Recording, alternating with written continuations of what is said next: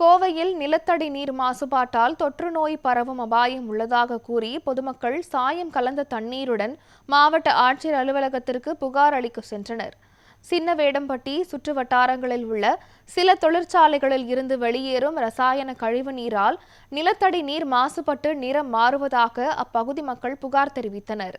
இதனால் குழந்தைகள் முதல் வயதானவர்கள் வரை தோல் பிரச்சனைகள், சளி, இருமல் போன்ற நோய்களால் பாதிக்கப்படுவதாக தெரிவித்த அப்பகுதி மக்கள் மாசு கட்டுப்பாட்டு வாரியத்திற்கு பலமுறை புகார் அளித்தும் நடவடிக்கை எடுக்கவில்லை என குற்றம் சாட்டினர். இதுகுறித்து அதிகாரிகள் உடனடியாக நடவடிக்கை எடுக்க வேண்டும் என கூறி அப்பகுதி மக்கள் மாவட்ட ஆட்சியரிடம் மனு அளித்தனர்.